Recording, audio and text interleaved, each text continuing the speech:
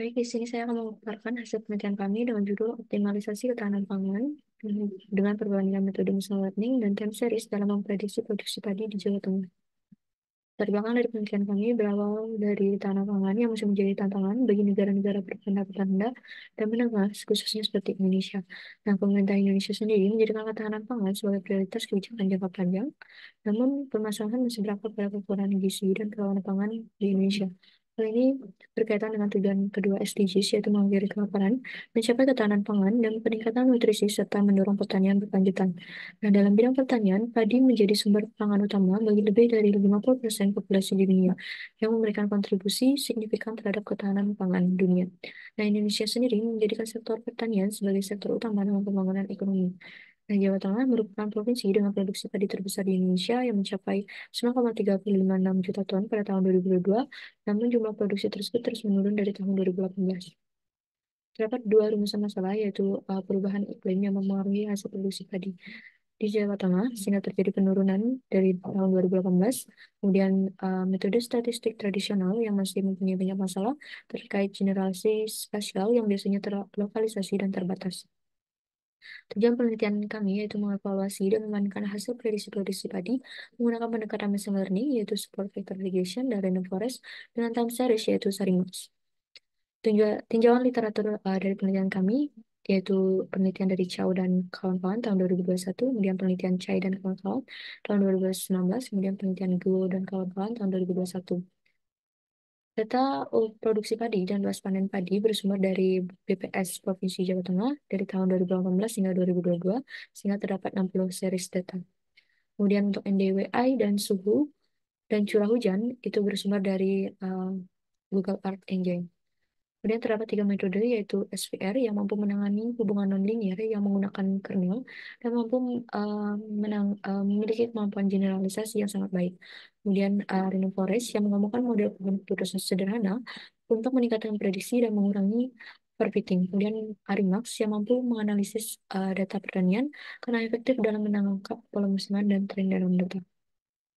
Alur analisis dapat dilihat pada diagram ini, di mana untuk data training yaitu 60% dan data testing 40%. Kemudian beralih ke hasil dan pembahasan, di mana produksi padi sendiri memiliki korelasi positif dengan luas panen, yang berarti peningkatan luas panen akan diiringi dengan peningkatan produksi padi. Sementara untuk suhu tanah, curah hujan, dan NDWI itu berkorelasi negatif terhadap produksi padi. Kemudian untuk produksi padi Jawa Tengah, dari tahun 2018 hingga 2022 ini cenderung fluktuatif, di mana um, produksi padi tertinggi terjadi pada bulan Maret, kemudian terdapat pola musiman sehingga seasonalnya itu 12, sehingga dalam Arimax kita menggunakan Sarimax uh, dengan orde 12. Kemudian untuk model SVR yang sudah dioptimasi hyperparameter dengan cos 10,0,1 dan epsilon 0 dan kernel radial, di mana dapat dilihat pada grafik hasil prediksi dengan aktualnya masih terdapat perbedaan.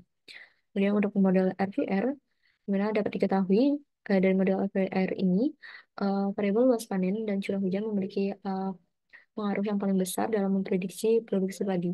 Dan untuk grafiknya dapat dilihat bahwa hasil prediksi dengan aktual itu hampir sama. Kemudian untuk Sarimax, dari grafik ACF dan PACF ini dibandingkan dua model Sarimax, kemudian untuk uji stasionaritas itu sudah memenuhi signifikan pada tahap 5%.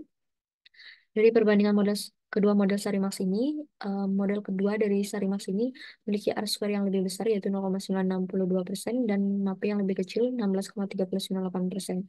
Untuk ketiga perbandingan model machine learning dan time series ini, model RVR memberikan performa yang lebih baik, yaitu R-square-nya lebih besar dan MAP-nya lebih kecil. Nah, dalam hal ini RVR mampu menangani variabilitas dalam data iklim dan dapat mengurangi pengaruh anomali dalam data. Nah, dalam hal ini, metode machine learning memiliki performa yang lebih akurat dalam memprediksi produksi padi di Jawa Tengah dibanding dengan metode time series. Hal ini sejalan dengan penelitian Kontupolu dan kawan-kawan. Nah, dalam hal ini, pemerintah dapat mengalokasikan sumber daya pertanian secara optimal dan memberikan program bantuan petani yang tepat sasaran, serta dapat memberikan pengetahuan dan keterampilan kepada petani lebih baik. Kemudian untuk kesimpulannya, Dapat disimpulkan bahwa RVR merupakan modal terbaik yang memiliki R-square paling tinggi dan MAPE yang paling rendah. Dan model RVR ini menunjukkan bahwa luas panen memiliki pengaruh yang paling besar dalam memprediksi produksi padi. Dan saran kepada pemerintah yaitu dapat mengalokasikan lahan yang lebih luas untuk padi dan meningkatkan efisiensi penggunaan lahan. Yang kedua, dapat memanfaatkan teknologi irigasi seperti rainwater harvesting. Kemudian yang ketiga, dapat mengantisipasi potensi kerawanan pangan dan mengalokasikan bantuan secara tepat. Yang keempat, menjadikan prediksi ini untuk membuat keputusan yang lebih tepat dalam mengelola sumber daya pertanian. Sekian dari presentasi saya. Terima kasih.